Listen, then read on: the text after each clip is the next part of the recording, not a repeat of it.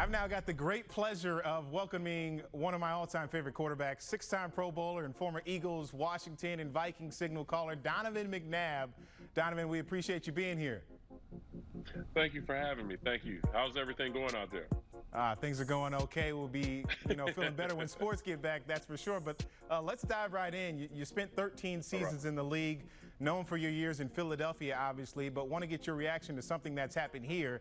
Surprise, Cam Newton to the Patriots. How do you see him fitting in? You know what? I thought the move should have happened a long time ago.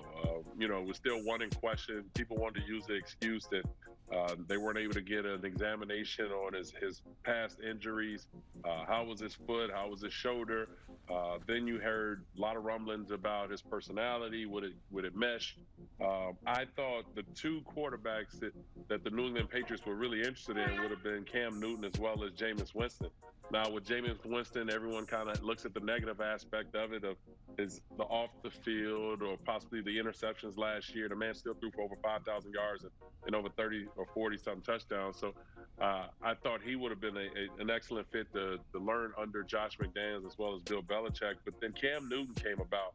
And it was unfortunate the way the things happened in Carolina, how they released him and kind of just left him to the woods a little bit. So I thought Bill Belichick, especially after the fact that they didn't draft a quarterback in at least the first 4 or 5 rounds, that they would go after get a veteran like Cam Newton to be there with Stidham that's already there. So now you have two Auburn quarterbacks that are under the watch of Josh McDaniels, and it will be interesting to see going forward the plans that they have for the offense.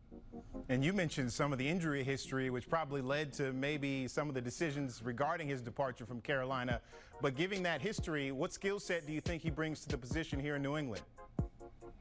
Well, first and foremost, I think with Josh McDaniels and what they want to do is they want to push the ball downfield. That wasn't Tom's strong suit.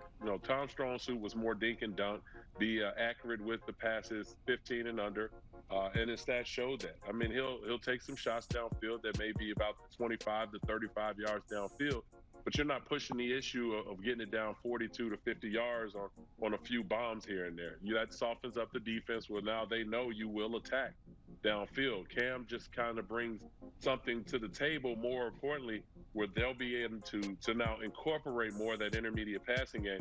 And then you talk about his running ability. You already have Sony Michel and their running game and what they have. Now you add Cam Newton to that. Not saying that he's going to run the ball again 200 times or so a season, but the threat of having him at the quarterback position, what that brings to that offense, definitely helps them out in so many ways. Well, Donovan, it seems Cam has something to prove now. He's probably seen a lot of what's being said about his Pats contract. He says it's not about the money. How much do you feel like he can get back to the MVP caliber type season he had in 2015? Well, you know what? I think one thing that we have to understand is the transition of this game of the quarterback position. You're not what you were 3 to 4 years ago. And I think Cam, it will be a big test to see where he's evolving at this particular point at the position. Now, I thought Carolina relied on his legs so much that when they brought Norv Turner in, they tried to take the pressure off of it by giving him an opportunity to get the ball out a little bit quicker, anticipate throws, and he was playing at an MVP level. His numbers speak for itself. It was better than his MVP year. He just battled some injuries. So if they can get him back to that, it could be a Cam Newton that we haven't seen for a full season in a while.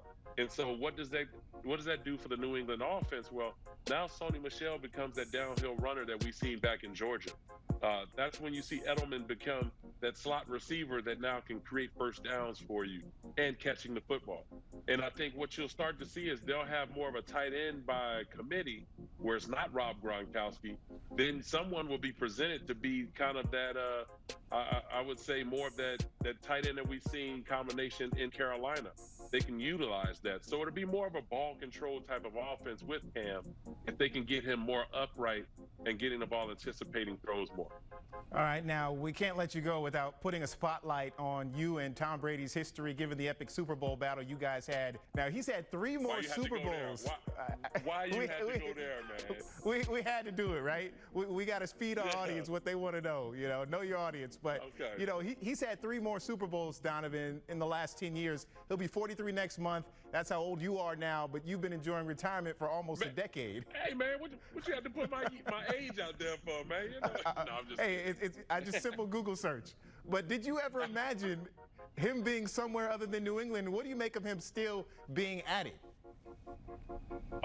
First and foremost, I give credit to Tom on the avocado ice cream and everything else that he added to his diet to have him prolong his career at this particular point. I'm honored to say that I played against Tom. I competed on the same playing field with the greatest, and I give a lot of credit to Tom and the way he's carried himself throughout this whole process. Now talking about Tom, the actual player. It says a lot about not only Tom, but it says a lot about the Bill Belichick and New England way. I give a lot of credit to them, even though that, I was a part of Spygate, and then they had some other issues after that. But yet and still, they're a winning organization. And did I think that Tom would be in another uniform? Absolutely. I thought it would happen. I thought it would happen 2 years ago. It happened to me. It happened to Brett Favre. It happened to Peyton Manning. It's happened to Joe Montana. It's happened to Joe Namath. It's happened to everybody in the league. It was just a matter of when. And so I think it was a bad breakup. I think if you look at Tom's actions and the way he kind of responds to different things, you can tell it still bothers him. And I'm sure he's probably trying to, nitpick his way to playing against the New England Patriots so that he can kind of, set a point. It was one in which I couldn't stand, the move with me going to Washington. It wasn't my choice. I wanted to stay, but they decided to go elsewhere. And, I couldn't wait to play them in that first game.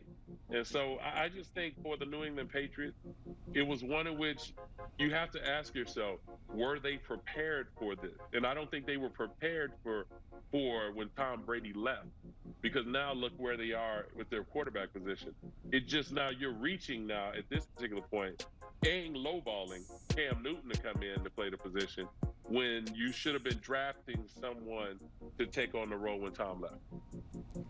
13-year NFL vet Donovan McNabb joining us, and we had the research department dive super deep into this one, Donovan. You hooped in high school with Antoine Walker. Still, after all these years, he remains a popular figure in Celtics history. Do you have any good stories from back then? Like maybe was the shimmy born back in high school?